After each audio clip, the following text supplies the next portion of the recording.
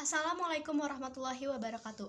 Perkenalkan, nama saya Revalina Nurul Hanifah dari SMA N25 Bandung. Sebagai tim oposisi dalam mosi, Dewan ini akan mewajibkan orang tua untuk mengikuti tes kelayakan sebagai syarat memiliki anak.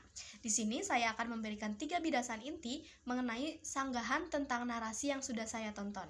Yang pertama ialah mengenai hak asasi manusia, kedua mekanisme tersebut ternilai rumit, yang ketiga solusi lain demi menanggulangi adanya permasalahan sosial seperti orang tua yang abusif, kekerasan terhadap anak, dan tumbuh kembang anak. Yang pertama, mekanisme tersebut bertentangan dengan hak asasi manusia, di mana melanjutkan keturunan merupakan hak setiap individu yang diatur dalam undang-undang. Pada hakikatnya, kita memiliki hak untuk menikah dan membentuk keluarga tanpa adanya campur tangan pemerintah. Dan hak ini mencakup hak untuk memiliki dan memutuskan apakah ingin memiliki anak. Yang kedua, hak asasi manusia ini juga mencakup hak atas privasi dan kehidupan pribadi, melindungi kebebasan individu dalam membuat keputusan tentang kehidupan reproduksi mereka tanpa adanya campur tangan pemerintah atau pihak lainnya. Hak ini mencakup hak untuk melindungi informasi pribadi mereka tentang masalah reproduksi. Yang kedua, mekanisme tersebut ternilai rumit Dewan Juri. Dewan Juri yang terhormat, tim pemerintah tadi tidak memberikan mekanisme yang jelas bagaimana ujian tersebut terlaksana. Mengimplementasikan tes kelayakan bagi orang tua akan menjadi tugas yang sangat rumit dan sulit dijalankan oleh pemerintah.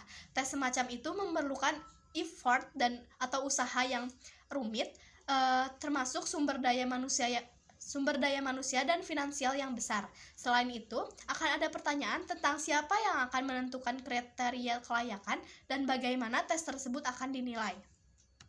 Yang ketiga, seperti yang kita ketahui, umumnya kesalahan didik orang tua disebabkan oleh umur mereka yang belum memadai dan bahkan belum mencapai aspek-aspek berkeluarga.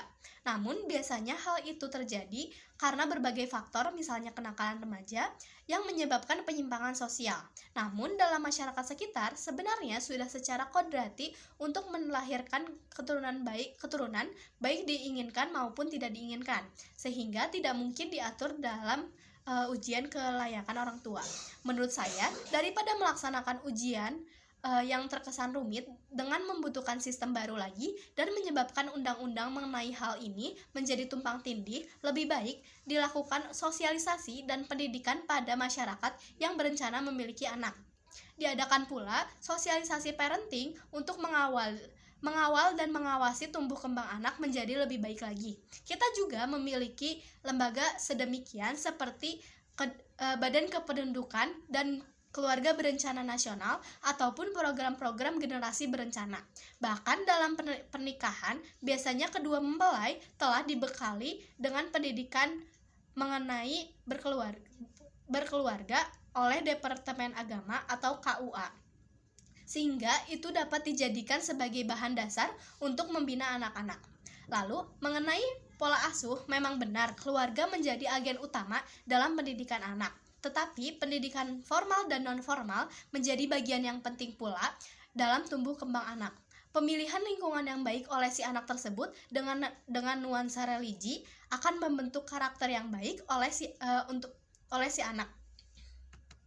Mengenai aksesibilitas, bukankah lebih efektif jika dana dipergunakan kepada sosialisasi secara menyeluruh dan sosialisasi yang efektif dibandingkan dengan ujian-ujian tersebut yang terkesan menekan masyarakat? Juga melalui referensi yang saya baca, untuk menanggulangi adanya perilaku abusif orang tua, ada yang namanya Undang-Undang Perlindungan Anak, seperti yang tertera pada Pasal 26 ayat 1 Undang-Undang 35 tahun 2014, di mana orang tua berkewajiban dan bertanggung jawab terhadap 1.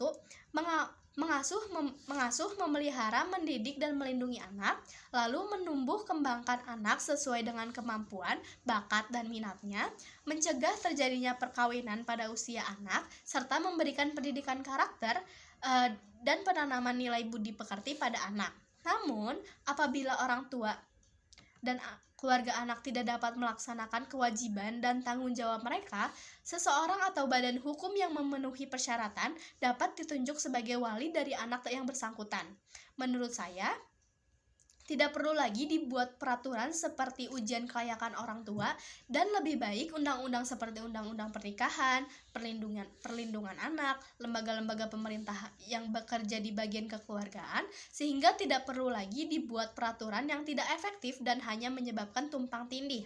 Alangkah lebih baik lagi undang-undang yang sudah ada tersebut diberlakukan secara efektif dan efisien.